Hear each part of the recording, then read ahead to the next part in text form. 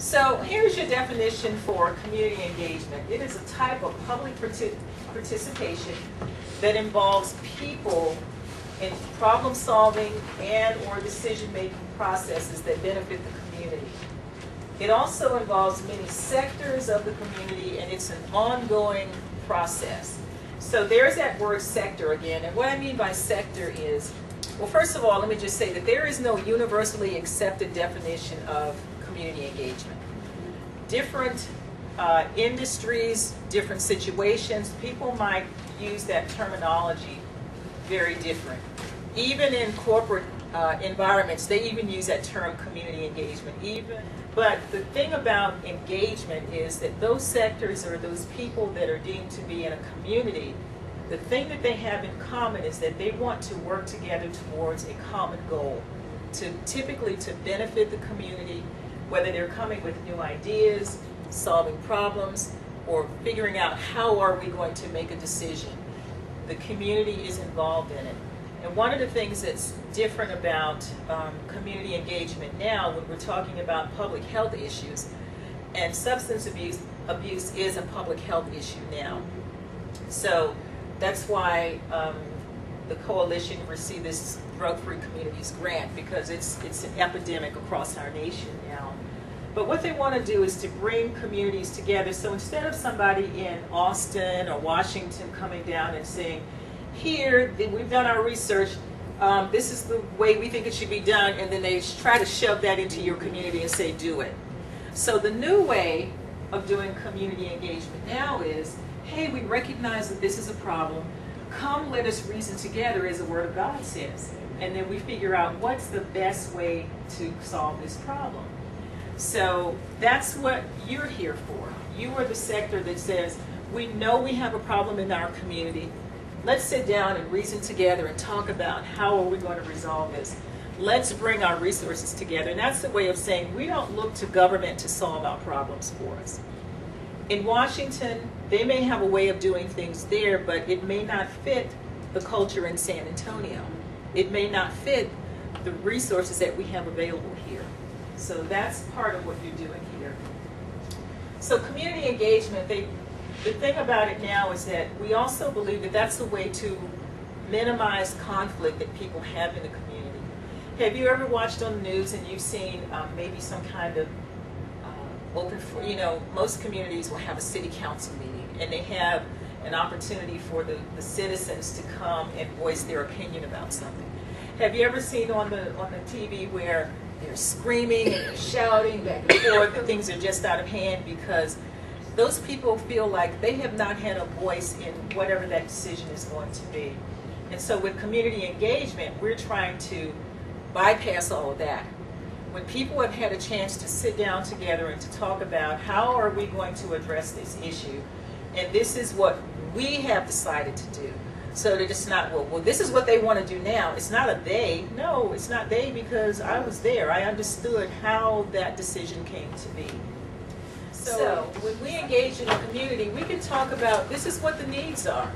Maybe the law says this, or the monies are being spent in one way, but you're able to voice your opinion, and not just your opinion, but you can say, this is what I know, this is what we see, and perhaps direct the funds to other areas, maybe that help the services to be more culturally acceptable. It also helps to build trust. When we can sit down together and dialogue and talk one-on-one, it removes that wall of them and us, those people over there.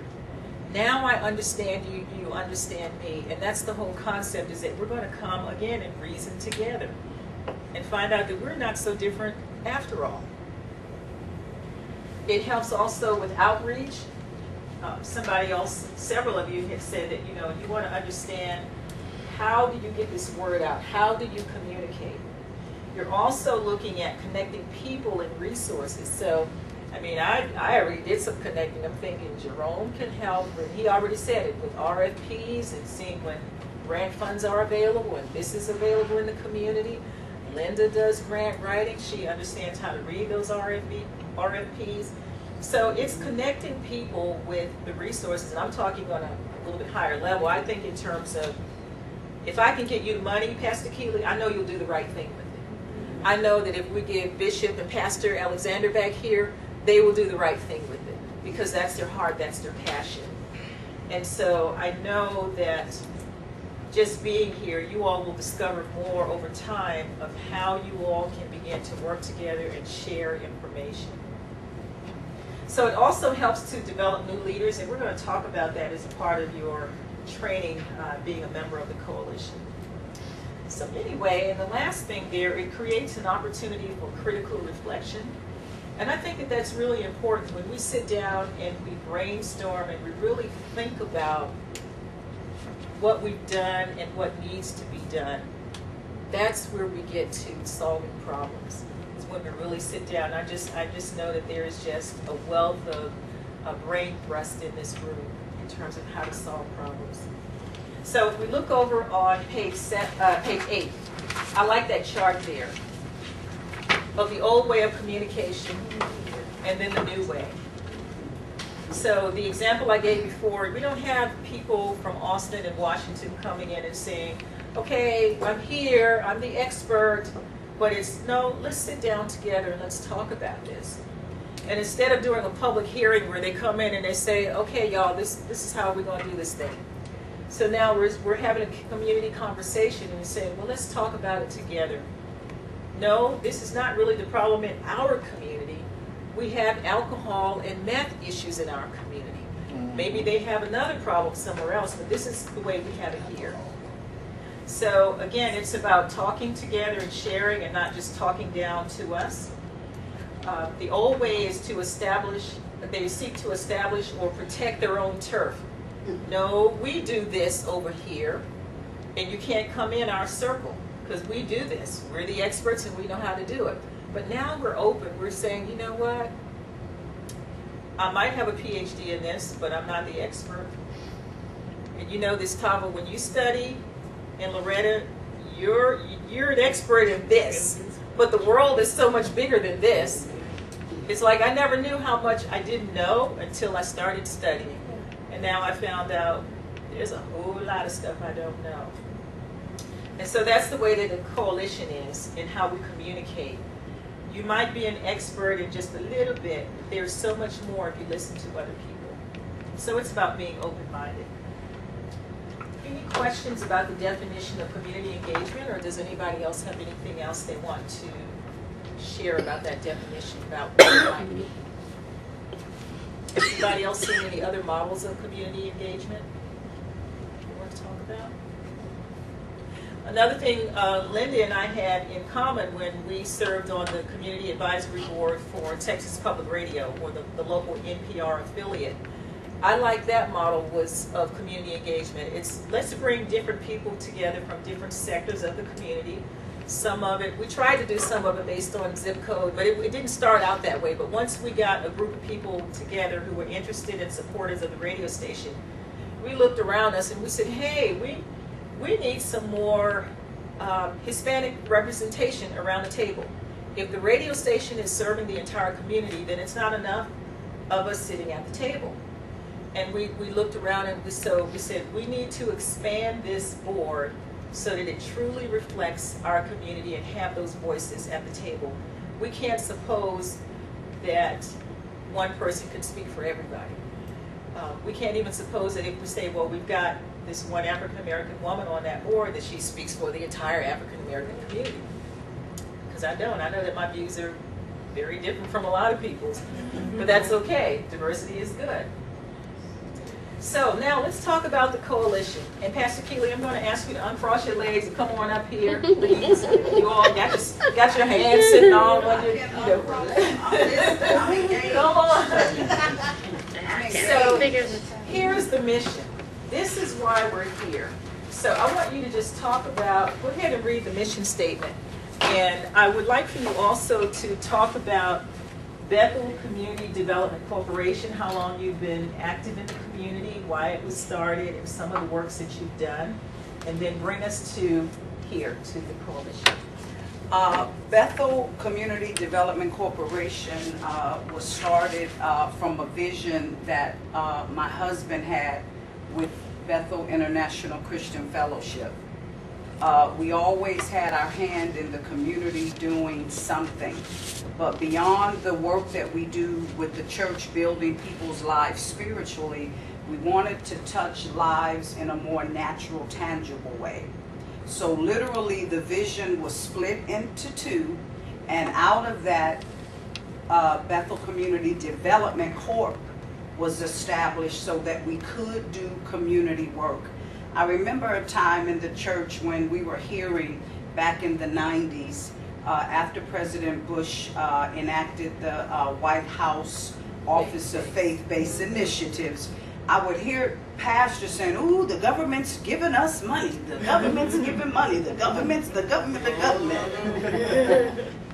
And I'm thinking, no, why would the government give you money just to give you money, or to just give you money to build a church, or to do something for your faith-based work? So it never made sense to me, and we were getting all kind of calls from people and emails and letters saying we can help you access federal funding for a fee of $8,999. And it just didn't make sense. But what did make sense was that we now finally have access to those funds when we get our ducks in a row. So we were having church over at San Antonio Fighting Back, and the leadership team there at that time suggested that we look into that type of funding, and we like, okay, we don't know anything about that. So long story short, we became an established 501c3. The CDC did. The church has its own for its purposes, but we broke off and, as I said earlier, established the Bethel CDC.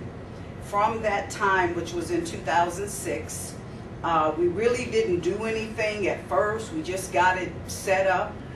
But since 2000... And waiting for all that money to just come in, and just waiting and waiting, because we didn't know any better.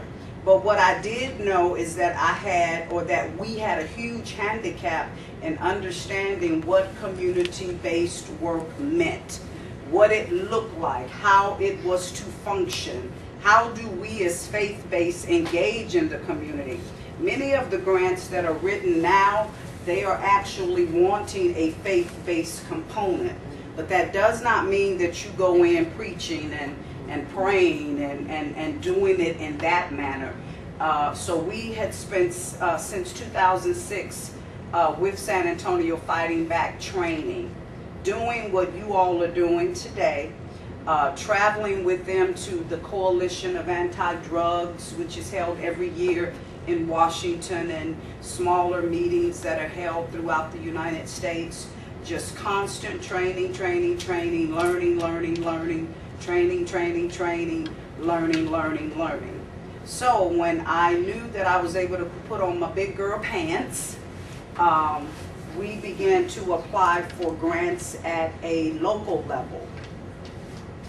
And we got funding at a local level from the Baptist Health Foundation, because I had created a program, or established a program, entitled Conversations on Sexual Health, because the other part of the community work that we do, we work heavily with HIV/AIDS, particularly African American and Latino women. So I've gone to the National HIV/AIDS Conference, I don't know how many times, again, to get information, worked with Beat AIDS, San Antonio Area Foundation, and other organizations whose sole focus is around HIV/AIDS. So we spent years and years, and I'm still involved with that. Got some training to use some certified programs. That's another thing I want to tell you all. If you're going to use programs, make sure that they're certified, because that's real important. So I have certifications, in particular Sisters and Hermosa, different programs for HIV, and created a program called Conversations on Sexual Health, where I would bring women together and we would talk about not what kinds of sex you like and how you like it and how you want it and when you want it, not that way, but to bring an awareness to them about the HIV/AIDS epidemic, because they just literally didn't know. From there, we went to state level and got funding through the One Star Foundation, but I was also trained through the One Star Foundation have a leadership certificate through them. They do a phenomenal nonprofit training. Was part of a training Dr. Dorinda Rolle did on leadership, got certified through that. We received funding from them to do what we call Faith Connection, and that was where we took churches who wanted to be separate 501c3s. We helped them to become established 501c3s by providing financial resources and also through capacity building training, teaching them about having a board and fiscal management, marketing and branding who you are. That happened in 2011, and 2013 we went to the next level, which was federal level, and received the Drug-Free Communities grant. And that was a wonderful opportunity, but I still kind of feel like I'm a toddler in a pamper with poop in it, you know, because it's so much, you know, it's different once you go from local to state to federal. It's a whole different ball game. But I am a firm believer that I can do all things because I have the strength to do it, I have the mind to do it, and I really have the supernatural enablement from a God who wants us to succeed as faith-based persons. So I am up for the task. I'm a ride or die chick, and I'm going to make this drug-free community grant work, which brings us to today. The coalition exists to strengthen collaboration among communities, which is you, nonprofits, federal, state, local, tribal governments, to support the coalition's efforts that prevent and reduce substance abuse among youth over time. Can you say over time? Over time. It's not going to happen tomorrow. Over time. Because I'm the kind of, I want to now. Do it now. Nah. And it's not going to happen. So I gave that up a long time ago. Among adults, by addressing the causes and promoting positive factors to minimize, because we're never going to stop it. No. We just not going to stop substance abuse. We just not. That won't happen until the new heaven and earth. But we're minimizing the risk. So one of the goals of the drug-free community is to work with youth. Our job as a coalition is to work with 7th, 8th, and 9th graders in the 78218 zip code area. Our focus is to help reduce marijuana, alcohol, and tobacco. How do we do that? We engage in the community through prevention and awareness programs and activities. And someone like Jerome, who can come in and teach a session to parents on drug prevention or how to identify if your kids are using drugs. Why are they using drugs? I remember when I first got in trouble with drugs, I was in the 6th grade at Jeff Davis. And when I teach my self-esteem initiative class, one of the things I said, I got in trouble for doing it, but nobody ever asked me why I did it. And had they asked me why, I believe I wouldn't have spent so many years using, because it escalated from that. So I think it's important when we're working with youth, and if we believe that they're using substances, to explain, to find out why they're doing it, opposed to just incarcerating people. And the whole, I was listening to NPR yesterday, and there's a whole new movement now where prosecutors are going back and looking at those that they've locked up in the 80s and 90s who were struggling with crack, because they have incarcerated so many people, and now they're reviewing those files to say we probably need to go back and set these people free because we did an injustice to African American people and Hispanic people, I might add. So I was driving and I almost had to pull over and just do a shout, because I'm like, wow, you never know how justice is going to manifest and come forth. And the reason that is happening is because now marijuana is becoming a legal issue, but in the work that we're doing is still illegal for youth, for anybody under 18 years of age in the state of Texas. The other thing that we've learned from going to national level training is that marijuana for youth does a whole lot of damage to their brains, Amen. to their cognitive growth and development. So the fight that Drug-Free Communities is doing here in San Antonio is going to be ongoing. We are the second organization in the city to have received this funding, and it really is a big deal. It is an honor for our city to have an opportunity to partner with Bishop and Pastor Alexander. They know this work. Jerome knows this work. So as we come together and create a synergy to do something about what's happening in the 78218 zip code, we will pray that you will consider how you can come and help lift our arms up and join in the fight. And if nothing else, at least have an awareness of what's going on in our community, and then put on your glasses and look within your community and perhaps see if this is an issue. You have to be called to this work. You have to be called to it. If you're just looking to get a check or to get paid, we were doing it for free a long time ago. Pastors are counseling with mothers and fathers whose children have a mirage of issues, from alcoholism, drugs, sex, just y'all know what kids are doing. And we have to stop that twerking spirit, because it's messing up our youth. We have dreamers and achievers, and we do not want them to be prohibited from being great because they get stuck in some kind of substance abuse or some kind of sexual addiction. We don't want our daughters becoming infected with disease that they can never get rid of, which then would prohibit them later on in life from having children. I don't know any woman that don't think about, I want a baby. But if I do something stupid in my youth that will affect me down the line, then it's not going to be good emotionally. So we have a charge to take Bethel Prevention Coalition and make it known here in our community. And again, with your help, you all have access to looking at the grant, to looking at the real paper grant, so that you can better familiarize yourself with the work that we're doing. We're looking to expand the coalition, and that's why some of you are here. And I promise you it'll be a great journey if we lock arms together and know that no weapon formed against us will prosper, and we will get the job done. Thank you. So I already mentioned that we're in zip code 7812. So within the zip code, 18. oh, what did I say? 782, yeah, 78218, I apologize. Within the zip code, there's lots of bars, strip clubs, dilapidated and vacant buildings. And so when you have that kind of environment, that makes it conducive for drug abuse and for kids to get into all kinds of bad things, and we don't want them to go there. So that's now we've seen the mission of the coalition. Here are the goals.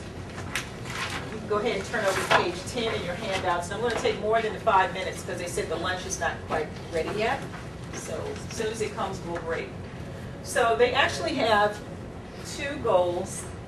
The first goal is to increase community collaboration, and you can see the strategies there.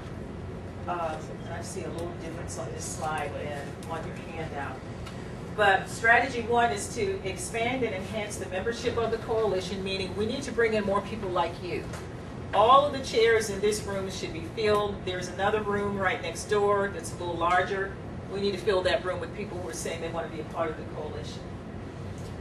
We also need to, or another strategy is enhance the leadership skills of the steering committee and action committees, and we'll talk a little bit about the action committees, what some of them are a little bit later. And then the third strategy is to strengthen collaboration with other drug-free community collaborations in San Antonio and the state. So we're not the only group that's working to prevent and minimize drug abuse among youth.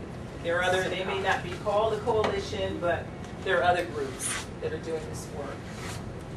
And then this strategy, the next strategy is to conduct community outreach to increase the visibility of the coalition and awareness of the program.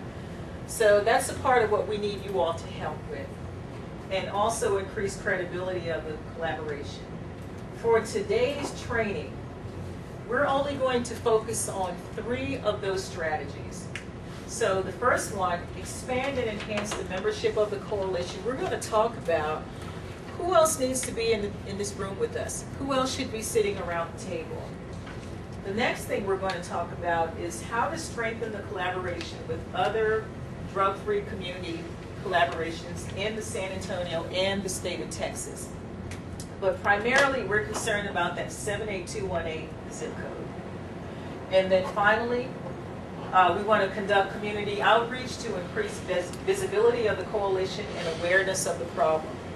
Some people may not even be aware that there is a problem with young children getting involved in drug abuse. And I think it's really, really important now because we have, if you go north of Texas, a couple of states over, you have Colorado where marijuana is legal. So we know from data and research that children get into cigarettes and alcohol because it's legal and it's accessible in their homes. And those are gateway drugs. Gateway. So it's only a hop, skip, and a jump, and maybe only a hop till they're into marijuana because the parents or the people might just have it laying around because it's legal now. It's legal. So our work is cut out for us. Amen. We need to make the community and parents and anybody that has any connection or care about children, there's an education process that you'll have to do. So those sectors, that word that kept coming up. So here are the 12 sectors that the coalition has designated in its grant. So we have youth, or I'm sorry, let me go back. So these sectors need to have a representative, meaning that there is a youth representative, someone who's 18 years old who is on the coalition. And that person, of course, is not here today because she has school. It is a young lady, right? So, yeah, we can't keep her out of school to attend a meeting. But we also have a parent representative. And that person, I believe she definitely has a child, but her role is to reach out to other parents and parent organizations. And then we have someone who represents the business sector. Tell me what their role is. So, for example, I could imagine, although we have Willie Minshew as the business representative, his name doesn't have to be the only one in that slot. Exactly. There could be someone else because there might be someone who says, you know, I am president of the Telemarketing Association of San Antonio or the Call Center Association, of which we have oodles of them here. Somebody could say, well, you know, I will go out and get those people involved because they've got thousands of people working in the call center industry in San Antonio who probably have children who are probably in the 78218 zip code. So that might be one arena. There might be somebody else who says, you know, I work at a fast food restaurant, or I'm a part of the Fast Food Restaurant Association, or I know a couple of people who own McDonald's or whatever. I'll go in and I'll talk to the people in the fast food industry. So you can see how you can break down the business sector into specifics. Exactly. So you could do the same thing with media. There is a media representative who is that person. And so you might want a representative from each one of those 5 elementary schools, a high school. Then there is a youth serving organization. Explain what that looks like. What that looks like, Jermaine Malcolm, who's getting married tomorrow, he's from the Boys and Girls Club, from the Eastside Boys and Girls Club. He is on board with us because they have a large population of youth over there. And who doesn't know the Boys and Girls Club? He's also well connected in San Antonio because of the organization that he works with. Okay, and so now we have law enforcement. So who's missing from this list of sectors? Are there any sectors that you think are not covered or one that you think should be considered? Linda? Elderly. Grandparents. Wow. Yeah, That's good. that's a good, I would. And the way they've addressed it is they figure the parent is like the guardian, whoever's the guardian of the youth. So they always stick grandparent under parent. I don't know. But I would advocate for having a whole separate, For elderly. Section. yeah, because Yeah. sometimes you have elderly people who may not be necessarily caregiver, but for example, in my community, I have seniors on the side of me. Their children are grown, and now the grandchildren are grown. But this man, at least the husband is, he's very active in the homeowners association and the community, and he knows people's kids. And I mean, he's like, don't come to my house when I'm not there. I mean, me, because he will come out, or if he thinks I'm not home, he's a good neighbor. He's like, it's almost like, go on, get on away from there. She ain't home. Leave her alone. You know, it's like, no, these are, you know, you don't know everybody that comes to my house. Yeah. But he's good. He, like, you know, I have people tell me. Neighborhood watch, right? there. Yeah, I have people who have told me, you know, this man came out of nowhere and he saw me ringing your doorbell and he said you wasn't home and I should leave. And I said, oh, that's just Mr. Gary. That's, you know, he knows I'm a single woman at the house and he just looks out for me that way. Were you raising your hand, Well, yeah, Loretta? because when you touched on it, because I was thinking like the homeowners, like different the Homeowners homeownership. association. Or associations. Well, yeah, and the Yeah. 78218 and the apartments. That's true. I mean, I know like Oh. Salah has a, you know, I think we have a couple there in 78218. That would be like part of the city part of it, but you know, independently owned apartments. Right, right. And neighborhoods, homeowners. How do you say? Neighborhoods, right? Homeowners associations. Yeah. Subdivisions. Sorry. Subdivisions. Under civic or volunteer groups? Would HOAs or? They could, yeah. Yeah. Thinking about Because retired. they don't want that stuff in there. I mean, Well, yeah. they want. The Yeah. AARP, because we have a lot of people that would